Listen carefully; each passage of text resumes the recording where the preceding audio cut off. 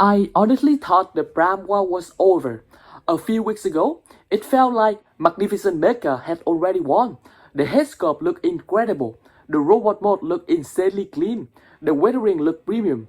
And if you look around forums like Facebook groups, Reddit, and YouTube comments, a lot of collectors had already decided that MM-02 was going to be their definitive Bayverse Optimus Prime.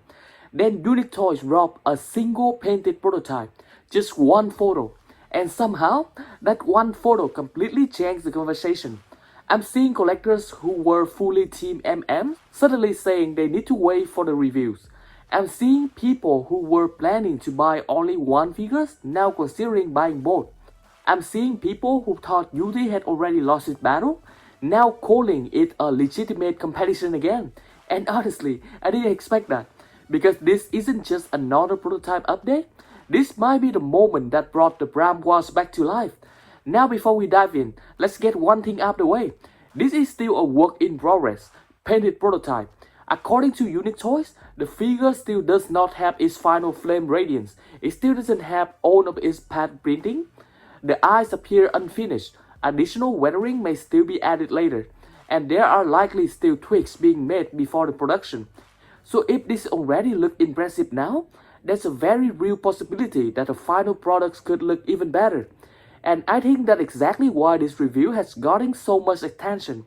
Because let's be honest, the biggest concern surrounding UCR10 was never the engineering. It wasn't the articulation. It wasn't the transformation. It was the paint. For years, paint has probably been the biggest weakness of Unique Toys. Whether it was Stinger, or Aviation Bumblebee, or the Twins, or some of their other releases, like even the Dark of the Moon Megatron. One criticism kept showing up over and over again: red engineering, red sculpting, questionable paint decision. So when Unitoy announced they were making what many collectors consider the most important Bayverse Optimus Prime ever, people were understandably worried. Would the engineering be amazing but the paint hold it back? Would collectors end up waiting for a KO company to repaint it? Would it end up looking unfinished next to MM-02? Well, after seeing this prototype, I think it's safe to say that those concerns are starting to disappear. The paint just looks fantastic. The metallic reds are rich and vibrant. The blue are darker and deeper than many expected. The gunmetal finish has a premium glossy appearance. And perhaps most surprisingly, the chrome actually works. Now normally, I'm not someone who automatically thinks more chrome equals better. Too much chrome can easily make a figure look toyish or distracting. But here, Unique Toys seem to have found a very nice balance.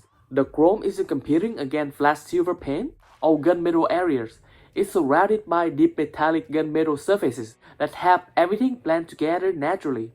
The result is a figure that feels expensive, and I don't even see any exposed gray plastic prototype or bare plastic colors here. And honestly, I think that's why so many collectors were shocked by this review, because this doesn't look like a company that simply wants to participate in the Prime Wars. This looks like a company that wants to win them. Now before anyone declares UT the paint champion, there's one important thing we should acknowledge. Several collectors have pointed out that these photos were taken under fairly warm lighting conditions. Meanwhile, many of Magnificent Mecha's recent promotional images have used cooler lighting that tends to make colors appear less vibrant. So until we see both figures photographed under similar conditions, we should probably avoid declaring a definitive winner in the color department. That said, even after accounting for the lighting, the response has been overwhelmingly positive. And that's where things getting really interesting, because the paint isn't actually the biggest story here. The biggest story is the proportion. If you have been following the community reaction, a very interesting consensus seems to be forming.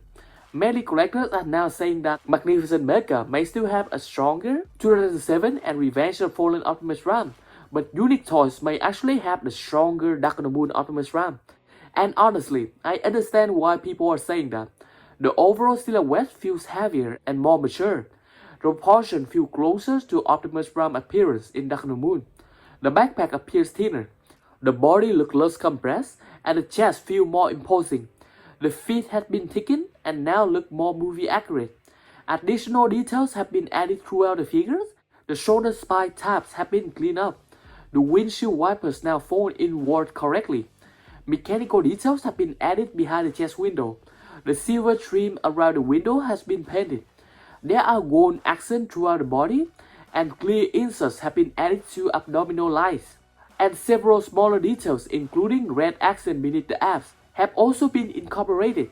These aren't revolutionary changes individually, but together they create the impression of a company that has been quietly refining these figures for years.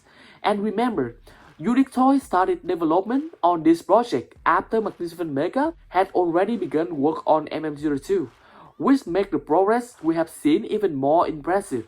But despite all of the praise, there is still one major obstacle standing in UT way, the headsculpt.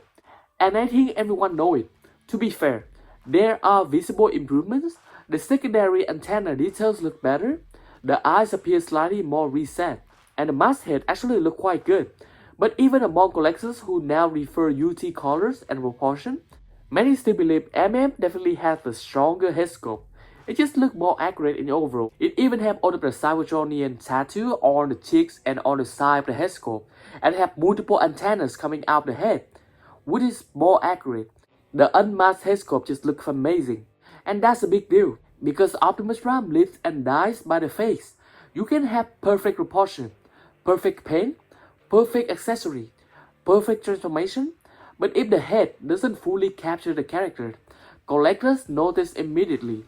In fact, one of the most common comments I have seen is that if UT can somehow improve the headsculpt before release, this conversation becomes very dangerous for MM.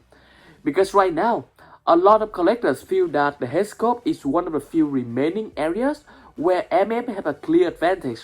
And speaking of advantages, let's talk about something that I think is becoming increasingly important.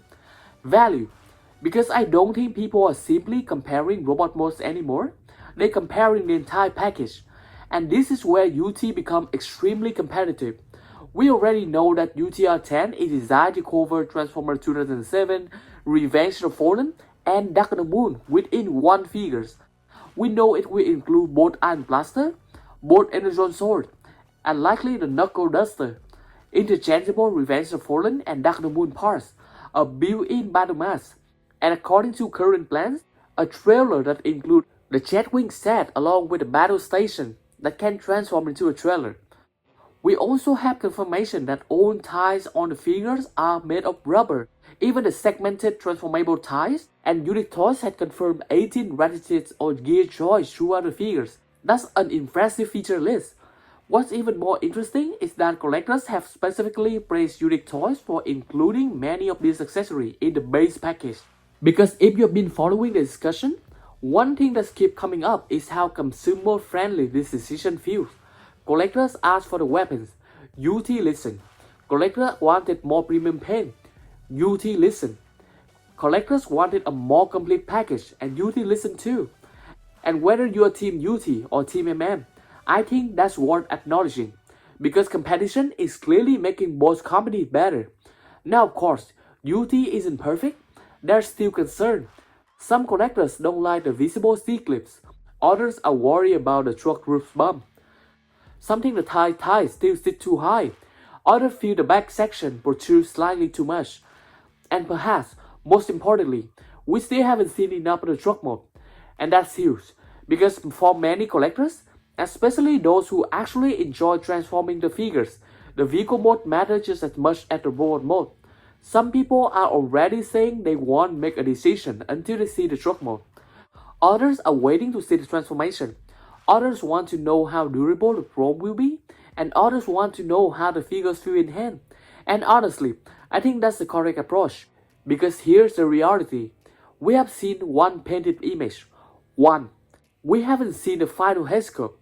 We haven't seen the final flame radiance. We haven't seen the final weathering. We haven't seen the production samples.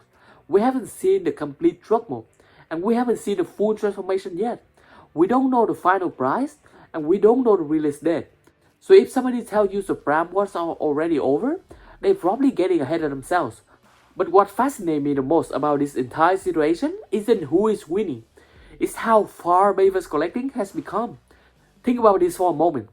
Back in 2007, many of us thought the Little Class Optimus was the ultimate movie Optimus figures. Then, Revenge of the Fallen Leader Prime arrived. Then Buster Optimus Prime arrived. Then we have MPM-4 Optimus Prime. Then we have Black Apple Optimus Prime. And of course we have a tons of different KO upscale MPM-04 with improvements like LT-02 or LS-03. Then we have CT-10. And now we're sitting here analyzing chrome placement, backpack thickness, weathering effects, tie materials, transformation engineering, hidden chest mechanics, shoulder proportion, and whether real touch the floor in truck mode. That's how absurdly advanced these figures have become. 19 years after the first Bayverse movie, and now we have multiple companies competing to create the most accurate live-action Optimus Prime ever made. And honestly, I think that's pretty incredible. So whether does Sleep UTR-10 just this leader? Personally, I think this review accomplished exactly what Unique Toy needed to accomplish.